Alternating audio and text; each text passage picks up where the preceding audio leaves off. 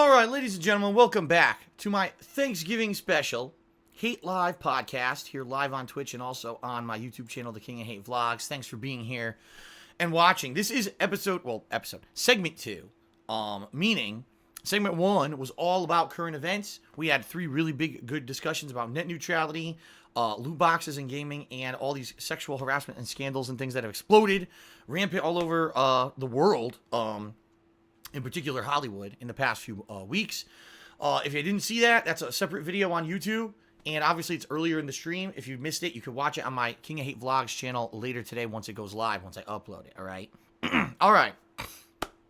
Now, what we're going to do in this segment 2, I'm going to run down, literally, every video game that I've played, every major video game that I have played, since mid-August, when the new releases started hitting, in the middle of August.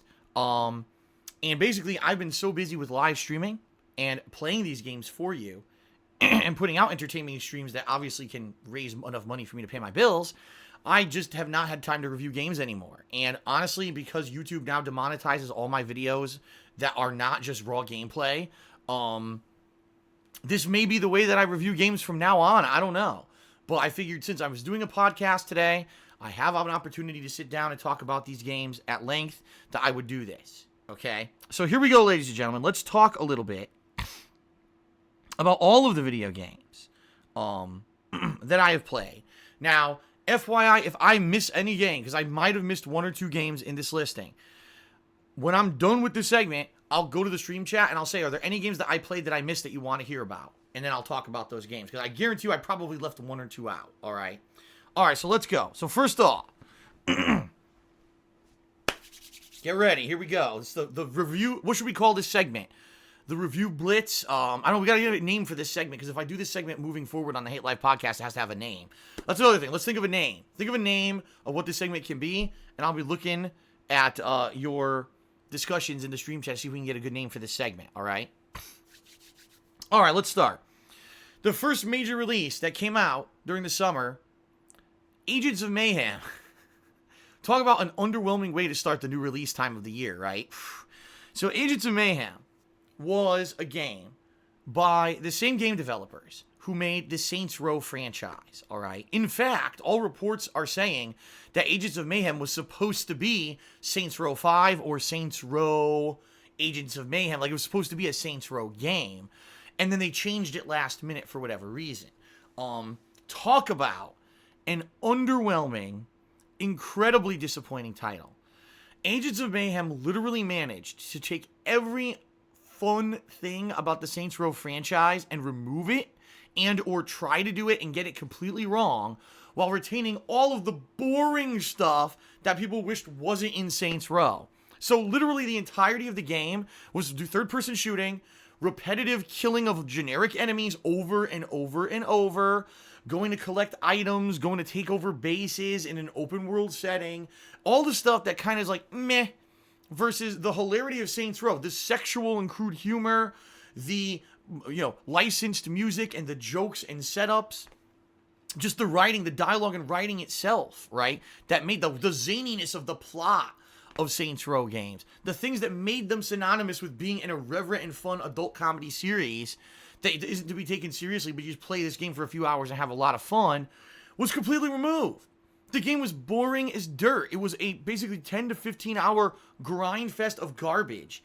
And I'm so disappointed that that's where the game studio went. I mean, the game could not have been a bestseller. There's no way. It was terrible. And I can't imagine that that's like, what happened to that game studio that they became this. I'm just so lost. And the sad part is there were glimpses of goodness in the game. There's a ninja that's completely unique. It turns the game from a third-person shooter to a melee combat game, and that was pretty cool. And there were some other characters that were pretty unique who used ice abilities and stuff.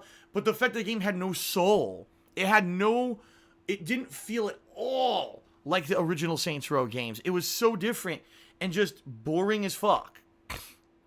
So Agents of Mayhem, an incredible disappointment. And I just think that it should not have been a game like it was. Like, if you were going to do that, at least continue with the Saints Row franchise. Don't take elements and make a bad game out of it, right? All right. Sonic Mania. Sonic Mania, ladies and gentlemen, one of my favorite games of 2017. Talk about a game that is fan service for people like me who grew up in the 1980s and 90s and grew up with the classic side-scrolling 16-bit platforming Sonic games, right? I mean, the game is literally take all the elements from the great classic Sonics and make a new modernized game out of it. Remixed music, fun bonus stages, hidden, things, hidden stages, hidden boss fights, being able to replay the game with different characters and get different scenarios on certain stages. I mean, it was so good. It was so freaking good. And it was only $20. That's the other thing. The game was cheaper than when you bought a Sonic game back in the 1990s. Those games cost like $50, $60, I couldn't believe, it's so good. It was definitely one of the best games of the year for me. It's gonna be in my game of the year countdown for sure. There's no way I could not make it one of my best games of the year. It was just so well done and so good. Uncharted: The Lost Legacy. This was the standalone expansion to Uncharted 4. Okay, now we all thought that Uncharted was done when Uncharted 4 ended. But then they announced that they wanted to do a DLC, but the DLC disappeared, and then all of a sudden it became this standalone release, starring the two female kind of supplementary characters that have always been like the supporting cast of the Uncharted games as the main protagonist. Was pretty neat. And it brought the same kind of style of gameplay that you came to love and expect from the Uncharted 4 franchise. Was The Lost Legacy a must-play? Not really. Was it a game that advanced the Uncharted 4 franchise? Absolutely not. But what it was if you are a huge fan of the Uncharted series and you knew this was it, like Uncharted 4 was the last game, this was like the final love letter from Naughty Dog to you to say thank you for the years and years of buying our games and, being an awesome fan base and making life great for us. We make the great games, you play them and talk about them and spread the word about them and make them popular. We're going to do an extra episode for you just because we know that you craved more. And that's really what it felt like. Like I said, now, is it a big deal to play it? No, but at the same time, if you're a super fan of the series, you're going to not want to miss it, all right? Because it really is the final taste you're ever going to get of Uncharted. Okay. Yakuza Kiwami. Now, this is a game I admittedly did not really get so far into. I only played it for about a week and a half to 2 weeks before I had to get into other new releases. But it was a game that I started at the end of August, early September. And what this is, it's a reboot of Yakuza 1 using modernized graphics and the modernized combat engine. So it's the same plot, but it's been modernized so that now it feels like a modern game. I'm liking it so far. Now, this game's been on hold for some 2-3 months, and I am eventually going to get back to it. I don't know if I'm going to remember anything in the plot because it's been on hold for so long, but I did enjoy it. I enjoyed the Yakuza games, and this was a cool way to experience the original games at the beginning of the franchise without having to go back and find a copy, on an old console or try to play a really outdated game. Making it modernized was a good thing. It allowed it to be exposed to a whole new audience that normally wouldn't have had an opportunity to see the games at the beginning of this franchise. And the fact that the franchise is still alive and well and still successful. There's Yakuza, isn't it Yakuza 7 in development now or something? That's awesome. So you get to see the beginning of the series and the new games, which is always a neat thing, right? So I liked it.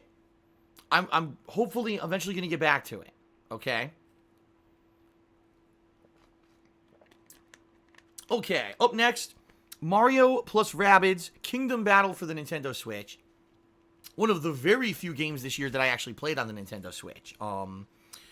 And boy, we didn't know what to expect from this game because when we saw the stuff at E3 about it, we were like, two franchises have never had any relation before being crammed together.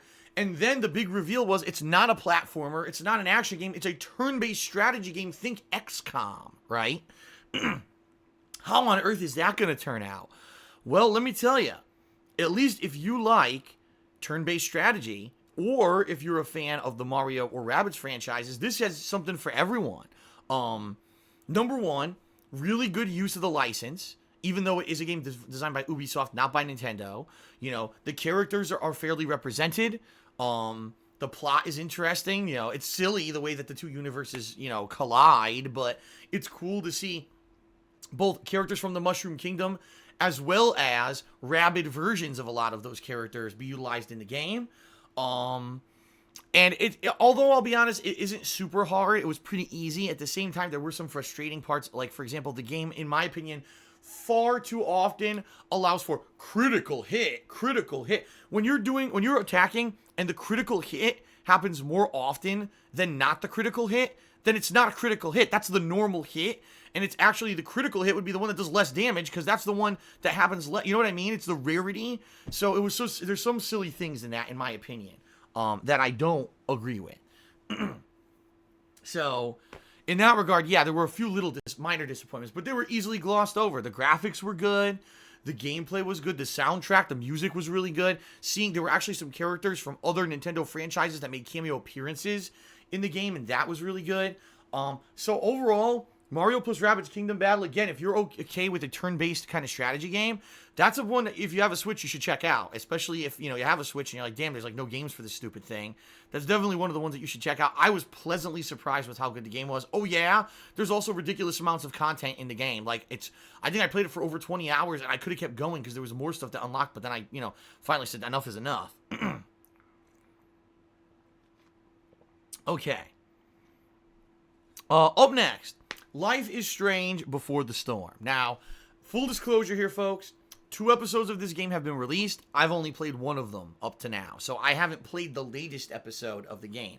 But for the one episode that I played, I have to tell you guys, I was very disappointed. And the reason being is because Life is Strange, the original game, I found to be one of the more intriguing games a couple of years back. And an episodic formula that was really interesting. I liked that you could dick around with the game and do funny stuff in it. The writing was cringeworthy, but it was cringeworthy to the point where it was funny. And there was this time manipulation mechanic that made the game fun and interesting. Seeing, oh God, someone got shot. Now rewind time and find a way to stop that from happening, right? That was something really unique about the game. Life is Strange Before the Storm, all right, takes out that element that makes it good, all right? So let me explain. It takes out that element. There's no time manipulation in the game, at least so far in episode 1, none. So that one thing that made the game interesting and different from other episodic games is missing from this game. In addition, the writing in Before the Storm is so bad. If you just listen to the dialogue, you're like, what human talks like this, Like, it really feels like, to me, a bunch of middle-aged people or, I hate to say it, a bunch of antisocial people who don't usually have a lot of social interaction decided to make this game and just wrote what they thought people act like in social situations rather than someone who actually fucking has some kind of social experience sitting down to write the dialogue for this game. It's just bad, man. And that's bad. The game is a narrative game. That's the point of the game, is narrative. And the narrative is cringeworthy. Obviously, the game is going to suffer. And that's kind of how I felt. Now, again, I don't know if episode 2 got better, but that's my initial impressions for just playing episode 1. All right? All right. The next game is Knack 2. That's right. If you can believe it, the launch title for the PS4 finally got a sequel. How many years later? I mean, PS4's been out for 4 years or some shit. So finally, 4 years later, Knack gets a sequel. First thing you might say to yourself is, why did Knack get a sequel? Well, if you're not aware, Knack 1 was an amazing bestseller, probably because, guess what? It was a launch title for the PS4, and people wanted games for the PS4, so they bought the shit out of it. And it just so happened that Knack was a game that showed off the graphical prowess of the PS4 at the time. Remember, Knack is a character that's made of all these geometric shapes, and to see him be able to form and grow and shrink on the fly, and to be able to punch through walls that didn't look like there was a hole there, and there's a hidden item in the wall and stuff like that. All those things were groundbreaking things for the PS4 at the time. What I mean by that is 4 years later, things have changed. We've seen games that have far better graphical capabilities. We've seen these kind of mechanics and things in other games now. And now to play Knack 2, that pretty much, honestly, Knack 2 is Knack 1 with some improvements to abilities to combat. And the real addition was that there's co-op. That was it. Like, it's just another game. It's kind of like, okay, it's here. There's no reason for it to exist.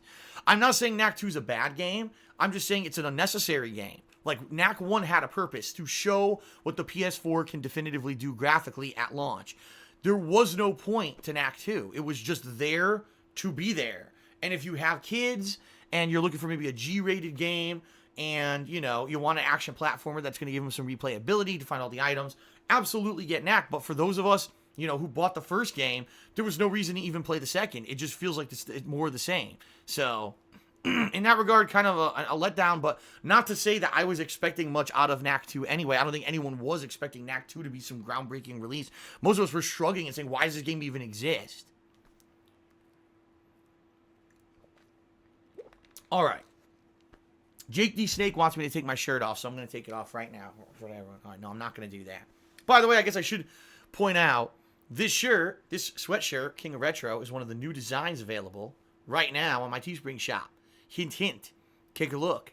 Pretty cool stuff. And, hey, good idea for a Christmas present, right? Okay. Let's continue. The next game, Destiny 2. I got a lot to say about this one, but I'm going to see if I can condense it into a form of a nutshell. Okay. Ladies and gentlemen, Destiny 2 is not a good game. I'm sorry. It's not. Destiny 2 is Destiny 1 with minor improvements. That's it. They took some of the things that people mostly complained about in Destiny 1, like the ability to get the higher level rare items to up your character's level or power level or whatever. How to, crafting of items and stuff like that. People basically in Destiny 1 complained that once you get to the end game, the stuff that's post-game, that the game is too much of a grind. It's too much time investment, and it's too much wasting time to get these items that are worthless to you, just in the hopes that maybe you'll get that rare drop that's the one that you need to raise your power level, okay? Destiny 2, they fixed that issue. And they added a couple new classes. And that's all they did. Same enemies, same gameplay, everything's the same. Like, they really, literally didn't put effort into this game. This game, you could have made it, 2 or 3 years ago. You could have made this a month after Destiny 1, which is tweaking a few things. And this is ridiculous because we have a 10-year plan for Destiny. Yeah, your plan is to release the same fucking game 4 times in 10 years. We get it. Like, it's the same fucking game. Now, I'm not saying that Destiny 2 is a bad game, all right? I'm just saying it's the same game. So if you liked Destiny 1, you'll like Destiny 2. In fact, Destiny 2 I played cooperatively with a group of like 4 people on and off during the course of launch week. And I had a lot of fun playing it because it was different groups of people I got to interact with who normally I don't play games with. And we were talking and shooting the shit while we were just doing this cooperative gameplay. And we got to fight a few unique bosses and do a few unique things or whatever. But ultimately, at the end of the day, do I feel like I got any kind of quality out of that game? No. I felt like I just hung out and played with my friends for a few days. That's really what it feels like. And that's all Destiny 2 is. Destiny 2 is a means to an end. If you want to hang out with your friends and have some fun and have something to do to interact, maybe necessarily you can't be all in the same building, but you could hang out with each other over the internet, play Destiny 2 together and shoot the shit, right? But outside of that, that game literally did not advance anything whatsoever in the franchise. The plot is stupid. The story is stupid. There's no point in ever playing it unless you just need social interaction with your friends. That's it. And I'm sorry, the game does not deserve to be a bestseller. Just like Destiny 1, the game does not deserve to be a bestseller. The game does not deserve half the amount of popularity or sales that it gets. It's just that people who don't normally play a lot of video games watch the commercials on TV, which Bungie puts a ridiculous amount of marketing money into, all their fucking Halo money, right? And they put it in there and they say, oh, it's the best game ever. You've got to play it with your friends. And then everyone runs out and fucking buys it and plays this piece of shit for 2 weeks. Now, the thing is, unlike Destiny 1, in Destiny 1 what happened is the vanilla game was kind of meh, but then they had expansions that were better. Destiny 2, most people within 2 weeks did everything in the game. They completed the story, they completed all the optional raids, everything was done within 2 weeks, and everyone literally said, well, what are we supposed to do now? Unlike Destiny 1, where there was an ongoing grind, Destiny 2 is boring as fuck now. And most people are so angry because they felt it was going to be the big epic event that they were expecting from Destiny 1, and it didn't come to fruition. It just seemed like a 2-week waste of time, and now you sit on your ass. Now, supposedly, there's a paid-for DLC in December. Fool me once, shame on you. Fool me twice, shame on me. If anyone who buys that DLC, I'm sorry, I can't help you. I can't. You were fooled with the first game. You were fooled with the second game. You're going to now buy a fucking DLC for the second game after you literally complained the game was underwhelming after 2 weeks and you wasted your money? Seriously, dude. Seriously. I mean, that's insane. People would be buying a DLC. If you really want Bungie to try, and I'm serious about this, if you really want Bungie to try to make a good game, all right, and put effort into a game, what you need to do is not buy any DLCs for Destiny 2. Fuck that stupid franchise. Go spend money on quality games that deserve attention instead of just being a fucking drone who's told by a TV ad that Destiny 2 is a great game and you gotta play it, it's groundbreaking. Stop being a moron. Seriously, stop. I'm serious. Stop. Because it's your actions of keep putting money into these terrible games that's turning the game industry into what it is. The game industry is in a terrible state right now where stale, boring, bland games are constantly coming out and becoming bestsellers because people are putting money into them just because they're told to, instead of actually looking at the games that are being overlooked that are 10 times fucking better. Don't buy the DLCs for Destiny 2 if you actually want Destiny 3 to be a good fucking game. It's that simple, because then Bungie will actually have to fucking try. Okay.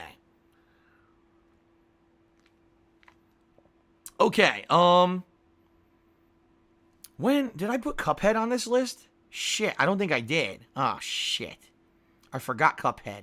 Oh, I'm not to it yet. It would be right here. All right, I'll get to Cuphead.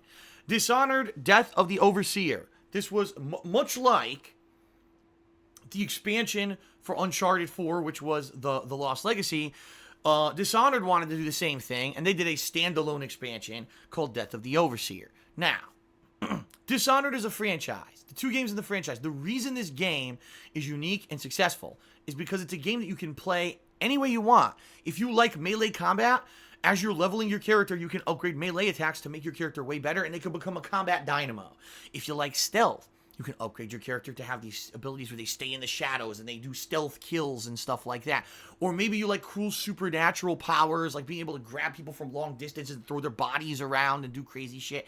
That's why the Dishonored franchise is good, because it's really choose your own adventure. You design your character per your desired gameplay style.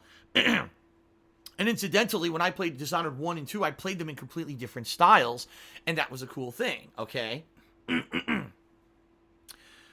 Death of the Overseer, the standalone expansion, completely fails on that level. The core gameplay aspect that makes Dishonored a good game is thrown away in Death of the Overseer, because you're given a character who's not Corvo or his daughter.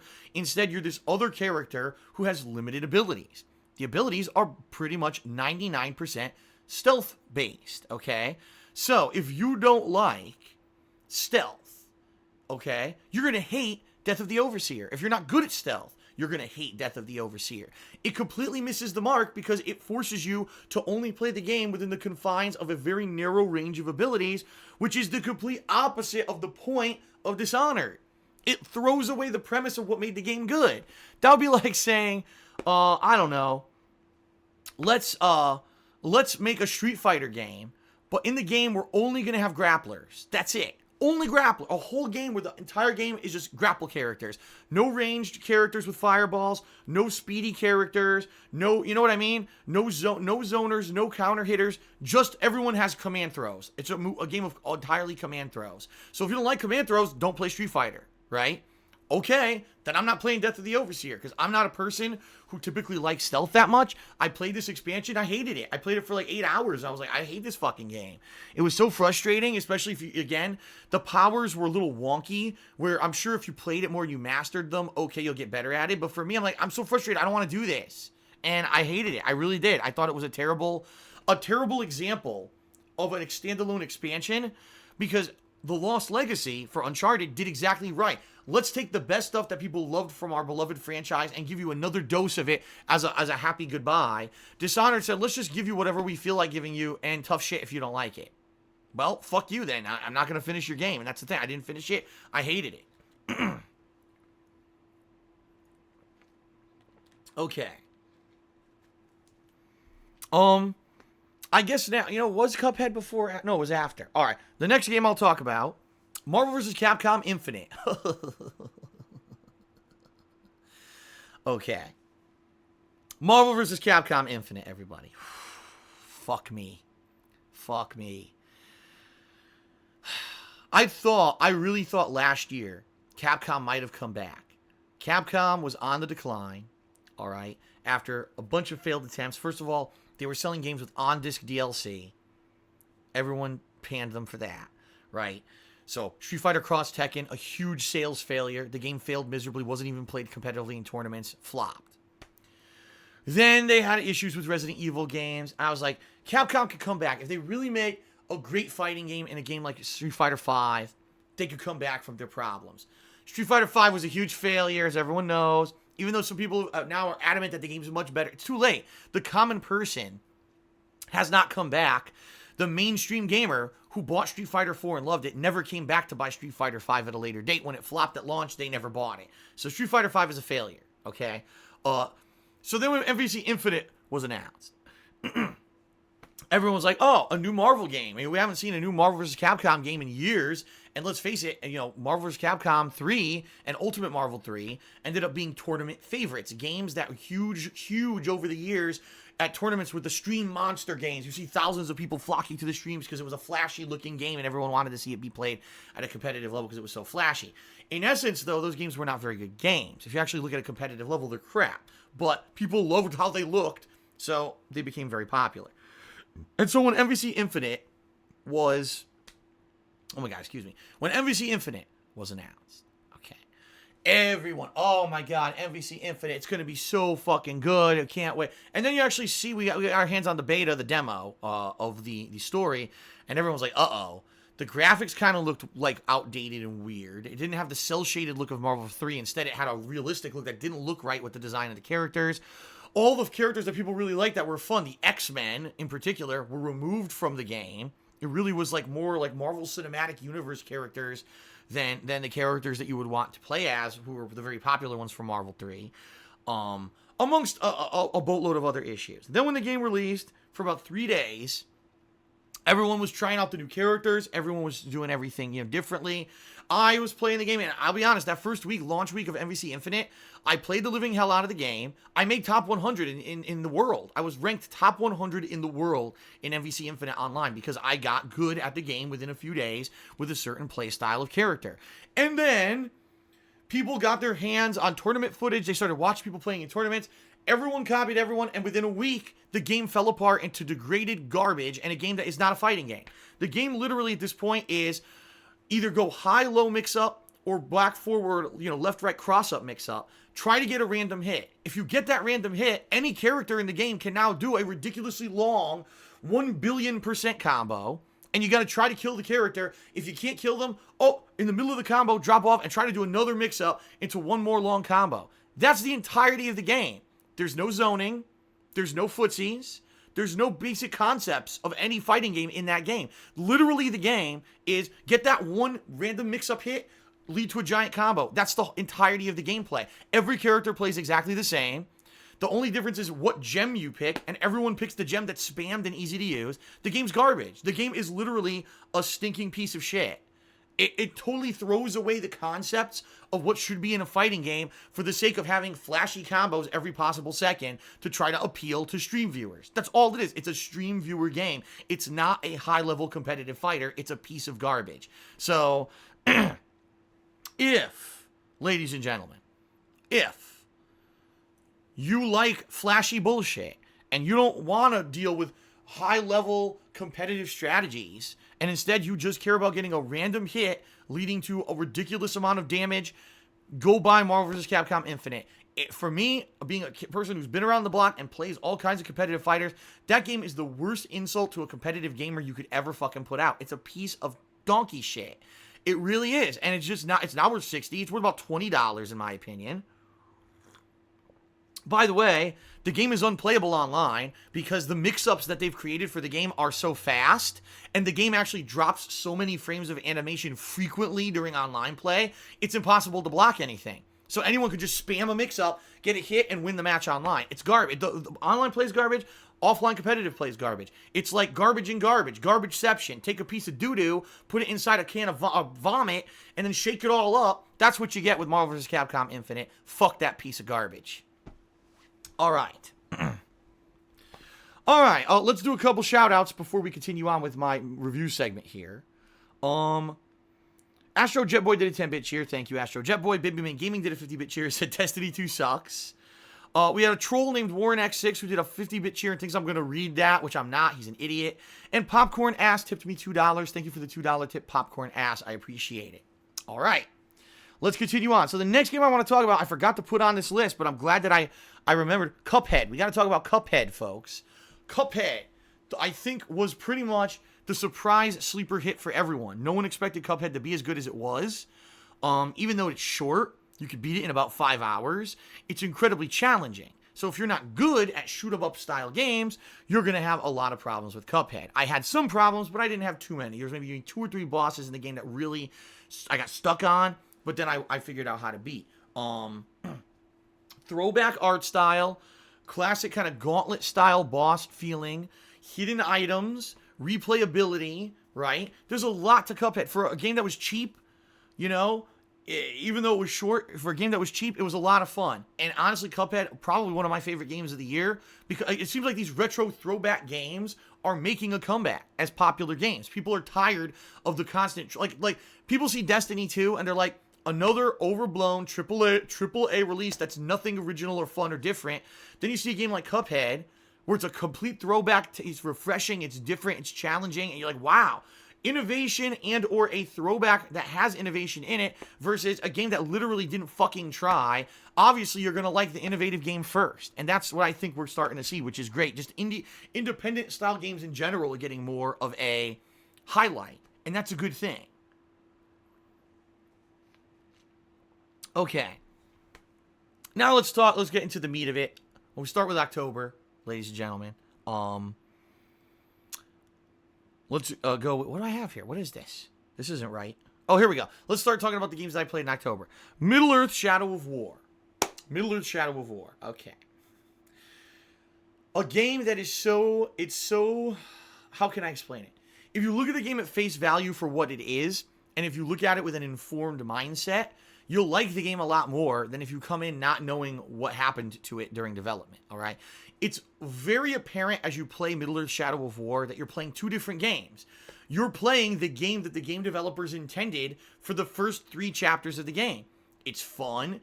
It's much improved upon the original Middle-earth Shadows of Mordor game. The parkour, the combat, everything there has been massively improved. Characters, a ton of characters who you do side missions for. There's a ton of side missions. There's a ton of collectibles. There's a ton of unlockables. The customization of your character has been dramatically improved and is a lot of fun. The way that you actually fight the orcs and recruit them has been improved and is a lot of fun. The nemesis system has been improved. There's pretty much everything they did in the original game is stepped up in Shadow of War, all right?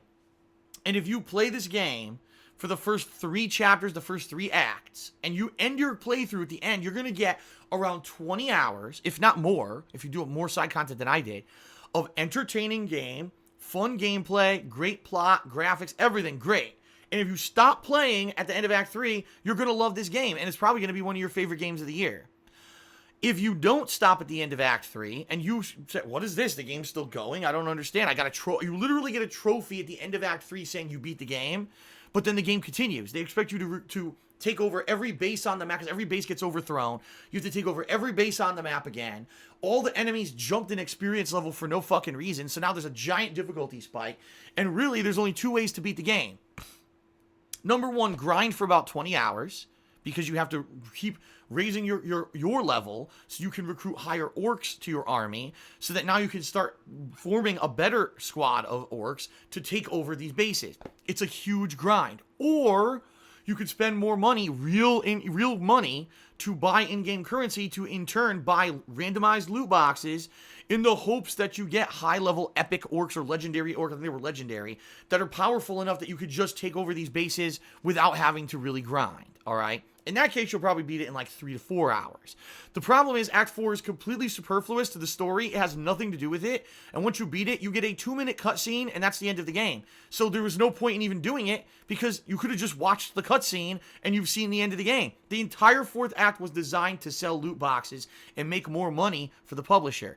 And that's despicable. It really is. So if you can ignore the 4th act like it doesn't exist and play the game, the first 3 acts are great. One of the best games of the year, much improved upon the first game. But you have to turn a blind eye to the fact that WB Games here tried to nickel and dime and fuck over the consumer by adding in a fourth act that shouldn't even be in the fucking game. Okay? So there you go.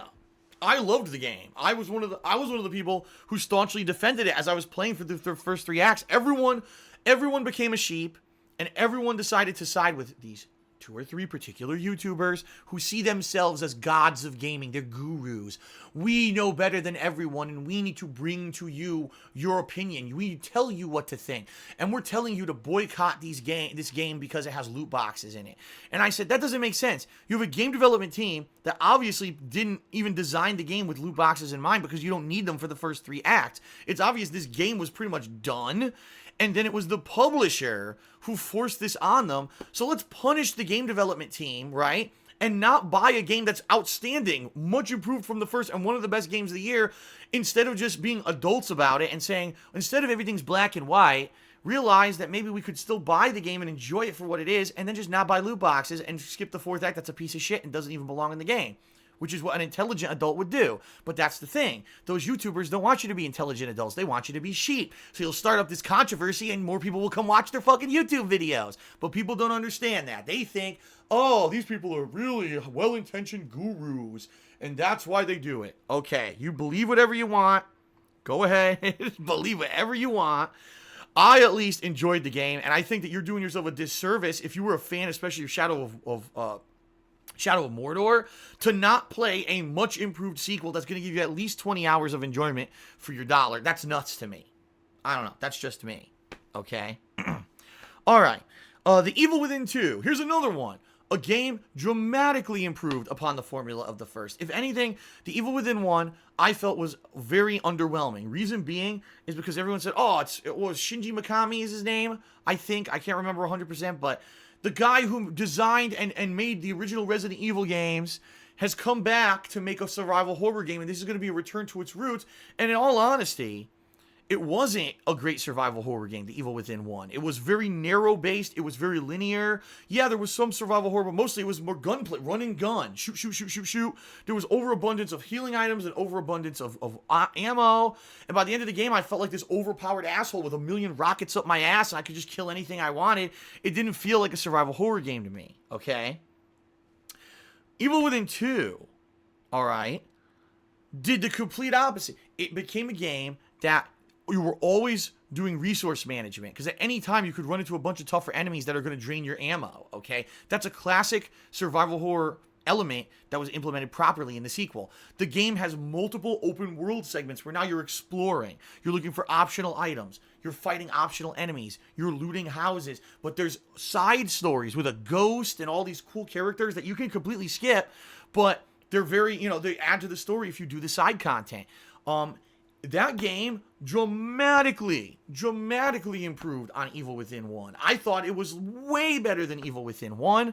Sadly, from what I'm to understand, the game didn't sell that well. I guess what happened was they didn't put a lot of money into the advertising budget, because I didn't see many or if any ads on television for it. It was just like E3, and they just thought because of the name Evil Within, and people remembered the game from 3 years ago or whatever, that people were going to buy it, and apparently they didn't. Apparently the game did not sell. It was very underwhelming when it came to the sales.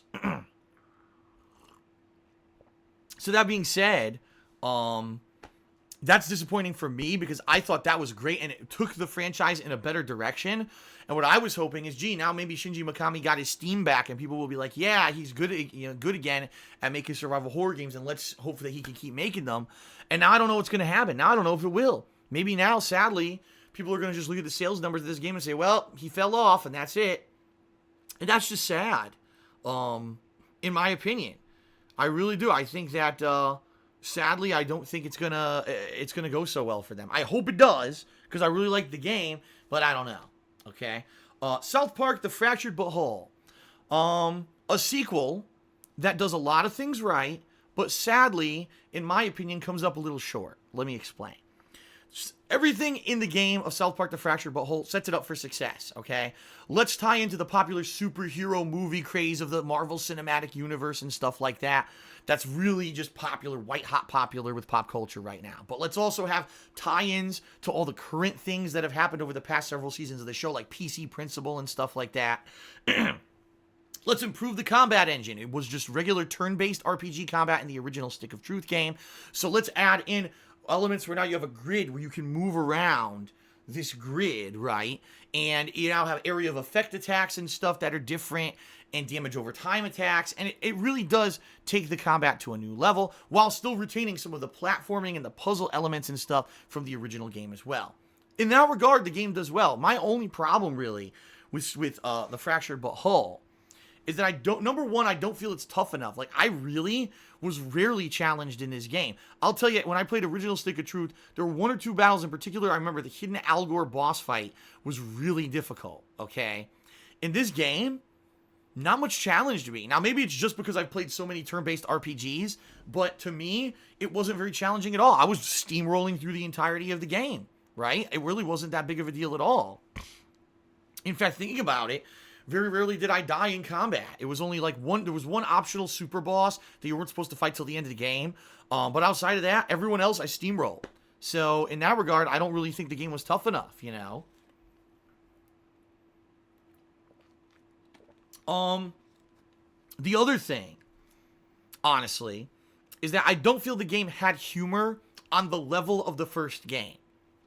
The first game, Stick of Truth, you could tell that Matt and Trey were having a lot of fun with it. They were trying to be so incredibly irreverent.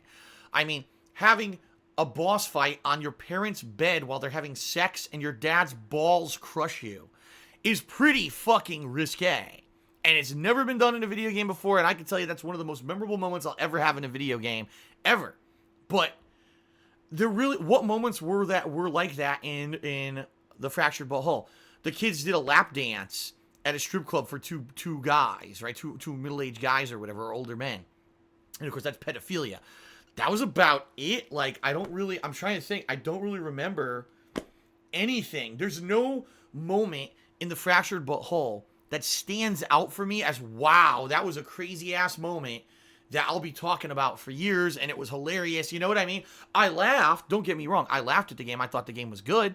But I certainly was not overwhelmed with humor like I was with the original game. So in that regard, I think as a game, on paper, the game is better than the first.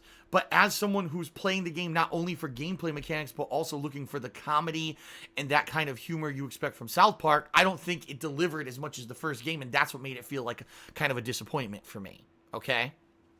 There you go. Hold on. Did I forget another game? Oh, WWE 2K18. I'm not even going to say much about this game. The game's terrible. Especially the career mode is absolutely god-awful. Terrible dialogue. Bad graphics. It's just real bad, man. Again, another year where they promised they improved stuff. You play it and the game is just not good. Now, I haven't done Sims yet or anything like that. Maybe those are outstanding. But for the one mode that they're still touting as the best mode, the career, it sucked. It was terrible. I was bored after a couple hours, man. All right. Super Mario. Oh, wait, I skipped Assassin's Creed Origins. Oops, let's go back. Assassin's Creed Origins. I haven't completed this game yet, so full disclosure here. For a game that I didn't complete, this isn't like a full review, but for the over 20 hours I've already put into the game, and people are telling me I'm like 80% through the game now. It's a different take completely on the Assassin's Creed franchise, although it has a lot of similar elements, like stealth assassinations and stuff like that. The combat is completely revamped. It is way different. No more just timed button taps, right? While you're bouncing around a bunch of enemies, similar to, say, what they did later on with Batman Arkham games. No. Now, you've got a blocking system, you've got a dodging system, you've got light attacks, you've got heavy attacks, you've got a rage meter that builds up to do super combos and super hits. A parry system, you could push people off ledges. It's very, very, very different, okay? In addition, the bow and arrow, right? You have 3 or 4 different kinds of bow and arrow you can use that takes things. The hawk, the ability to look down on stuff and use the hawk as your viewer, basically your viewpoint thing to find stuff that you're looking for and to attack. You even use it to attack enemies and stuff. Is very different.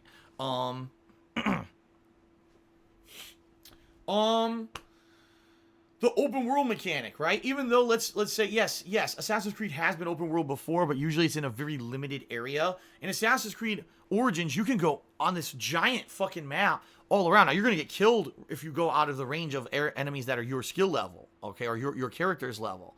But that being said, you can wander this whole giant open world map, and I liked that. The plot I do like the plot of the game, and if anything, I think the thing that sadly this game does not really appeal to for viewership is that there's a ton, and I mean a ton of side quests, and a lot of them are fun and they add to the game, but most people don't want to see a million side quests. They like to see one continuous narrative that they could stick to, and the fact that out of maybe the 25 hours I've played the game, probably 15 were side quests, that's going to take away from viewership. But the game itself is actually really good, in my opinion. Now, there have been some bugs and some issues and some frustrations. Like I said, I haven't finished the game yet. I can definitely tell you it's definitely a contender for my Game of the Year awards, but I want to finish the game before I kind of give you any big picture ideas, okay? Wow, excuse me. Wow, I've almost got an hour here. I got to finish up. Super Mario Odyssey, ladies and gentlemen. Super Mario Odyssey, hands down, one of the best Mario games ever made, if not the best Mario game ever made. Hands down, one of the best games of the year, if not the best game of the year. One of the best games I've played since I've done videos for YouTube. Super Mario Odyssey is exactly what you want from this kind of game, all right? There's challenge, but the challenge isn't frustrating challenge because you never run out of lives. So you're challenged to beat something, but you're never challenged enough to the point, game over, now you're fucked and you have to do it from the beginning and do a bunch of repetitive bullshit, okay?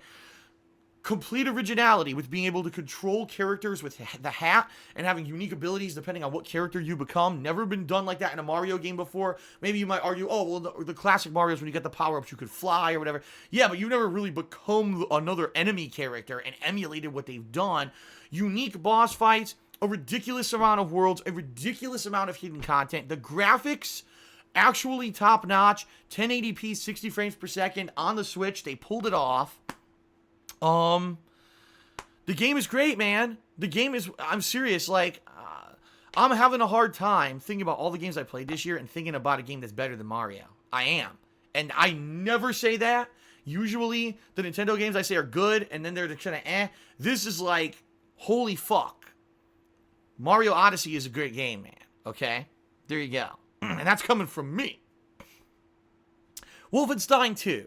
Wolfenstein 2 was good.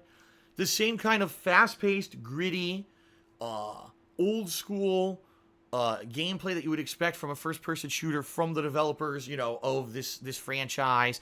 Lots of gore, but also great writing. Had some of the best writing of the year for an adult-oriented game. Funny dialogue, funny scenarios, gruesome executions and brutal killings. The only complaints I have is that I do feel this game didn't have enough epic boss fights and stuff like that like the first game did. In fact, the final boss of the game isn't even a boss. I won't spoil, but there's really no final boss of the game. But if you like really, you know, adult humor, grittiness, goriness, and challenge, because the game is very challenging. It's much more difficult than the previous Wolfenstein game. You're going to like Wolfenstein 2. If you're a more casualized gamer, you're probably not going to like it. You're going to, because also there's no multiplayer, it's just a campaign. It's probably a game you're going to want to skip. But ultimately, fans of Wolfenstein, I don't think would be disappointed. Okay? All right. Call of Duty World War II. Call of Duty World War II's campaign is okay. It's pretty much on par with the campaigns of previous Call of Duties. The exception being last year, because Infinite Warfare's campaign was actually really fucking good. This one is not as good as Infinite Warfare's. It's just kind of okay. It's not bad, but it's not great. It's just there, okay? The multiplayer of Call of Duty World War II is good when it works. What I mean by that is, sadly, it seems like Sledgehammer Games had a great idea. Like, all these gameplay mechanics, these game modes, they're great. The new War mode, which is the big scale maps with multiple objectives, think like Overwatch combined with Battlefield. Those are great. The problem is, the connections are terrible. Now, I played this game on launch weekend, and then I played it a week later. They were worse. A guy's coming at you. You pull out your gun. Boom, boom, boom, boom. On your screen, it shows hit, hit, hit, hit. then you're instantly dead. Watch the kill cam. On the kill cam, it shows he drew first and shot you before you ever fired a bullet. Why am I playing the game then? Why am I playing a first-person shooter where what I see on my screen is literally a lie? You know what I mean? Now, it's not every match like that, but when 50% of the fucking matches you play are that bad, like, what happened here? It's like Sledgehammer didn't know what the fuck they were doing when it came to hosting these games or the servers or nothing. They're just so dumb, right? That they made a game with good gameplay. Let's throw back to World War II. Old school combat, old school game modes. Great. Oh, but the connection quality is terrible. Well, then the game's worthless, right? And that's the problem with the game. Seriously, like, it has such potential to be a much better game, and instead we got a lackluster game because they couldn't make connections that fucking worked for shit. Now, I'm going to be playing that game again this weekend. Now it's been weeks. Did they patch it more? Did they fix it? We'll see. And plus, by now, there's dramatically less people playing that game. Let's face it. So let's see how it goes. But I'll be playing it this weekend. Let's see what happens. Sonic Forces. Here's a game that if it actually were, in my opinion, a full-fledged retail game that had anywhere from 10 to 15 hours of content, that had well-designed longer stages, this game could have been a major comeback for the modern Sonic. The problem is that's not what they were going for. The game is sold at a discounted price. The game itself can be beaten in like 5 to 6 hours. I think I beat it in like 5.5 hours. The stages, some of them were a joke. You could rush through every stage in about 2 minutes. Okay. Now, there is replayability because there's a bunch of challenges. You're trying to constantly unlock clothing and equipment for your character to make them look different. And that's kind of the gimmick of the game. The first time ever you can make a customizable character in a Sonic game. But once that gimmick runs out and you've beaten the story of the game once and you've done, a few optional things, you're left with like a $30 to $40 game that you beat in 2 sittings. And you're like, what happened? And the funny thing is, what I don't get, the graphics are good. The music is outstanding. The music is some of the best music I've heard in games recently. And it's funny because everything, even the plot is good. It includes characters from all the different Sonic universes, including Knuckles Chaotix, Sonic Generations. It brings back characters from Sonic Adventure, Sonic Lost World. It's crazy. It's like they had this grandiose idea for a game, and they brought in the talented voice actors, the talented musicians, and all that. But then the gameplay fell apart completely. Because that's really what it is. The gameplay is just so lame and so short. And you know what I mean? That it's a major letdown. Even for a hardcore fan of Sonic, it's a letdown. Because you're left wanting more. Man, if this game were only a longer game with better stuff, it would have been a great game. If anything, if you're a hardcore fan of Sonic, if you played a lot of the games I mentioned that are involved in the plot, you'll probably really like it. But outside of that, I couldn't recommend that game to anyone who wants to get into Sonic games. It's really a joke, honestly, in a lot of ways. All right, Need for Speed Payback is pretty much on par with modern driving games. Open world, wander around, do drifting challenges, do a random drag race, do a random mountain race or off-roading, buy cars, customize your cars, buy parts, add parts onto your cars. It pretty much feels exactly like Forza Horizon 3, which I played last year. The only difference being there's a plot this time. There's actually a narrative story going on behind the scenes of the game. Is it a great game? Absolutely not. Is it a bad game? Absolutely not. It's just kind of meh. If you wanted to play a racing game around this time of year, that's your game, okay? And Star Wars Battlefront 2, very simple. Star Wars Battlefront 2 absolutely improves upon Star Wars Battlefront 1 by adding a single-player campaign, by adding more gameplay modes, okay? And the game actually gets better the more you play it, because as you start to unlock the better heroes, as you unlock better abilities for your characters, as you get the better guns and you get better with certain classes, the game becomes more complex at a bigger level. It's the opposite of Battlefront 1. In Battlefront 1, the more you played it, the more boring it got. This one, the more you play it, you actually get better at it and you unlock better stuff to make the game better, okay? But what's going to happen with this whole loot box controversy? Right now, it's fine because they reduced the amount of experience you needed to unlock the better heroes. I already got the better heroes, and they already took out the monetary buying of loot boxes. But if EA puts that shit back in, immediately you're going to have the whales coming in, loot box, loot box, loot box. Everyone will have full epic, cards or whatever that they're equipping, and it'll totally blow the game apart. So I actually like Star Wars Battlefront 2. I'm actually looking forward to playing more of it this weekend. I really honestly am. But at the same time, will the game stay at the level it is, or is it going to fall apart when EA's greed comes into play when they turn the loot boxes back on? All right, everyone, it's time for a break. I'm going to take about a 10-minute break here to relax my voice. All right. When I come back, we're going to talk about Thanksgiving, what I'm thankful for, a little bit about family traditions and stuff about Thanksgiving. And then I'm going to give you the big update on the business, how things are going here with me, and talk about this big looming thing that's been happening for months. Finally, I know the time you've all been waiting for is coming. Let's take a break so I get my voice relaxed. Let's talk for an hour straight. If you're watching on Twitch, it's going to go to a commercial break, and then you're going to see some remixes playing. If you're watching on YouTube, the video is just going to end, and then we'll come back and watch part 3. All right? Thanks, everyone. I'll be back with the conclusion of the podcast shortly. Thank you, thank you, thank you. Let's do a couple shout-outs, actually. Hold on before we leave, before I forget.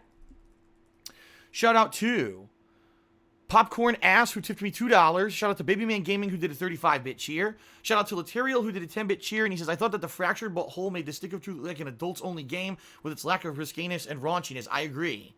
And Ratchafan did a 1,500-bit cheer. Thank you, Ratchafan, for that large cheer. I really do appreciate that.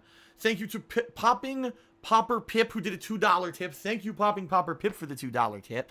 King Jezel did a 1,400-bit cheer, and then he did another 1,100-bit cheer. Thank you, everybody, for your support. Thank you, thank you, thank you, thank you, thank you, thank you, thank you. I'll be back with the final segment shortly. Thanks, everyone. See you then.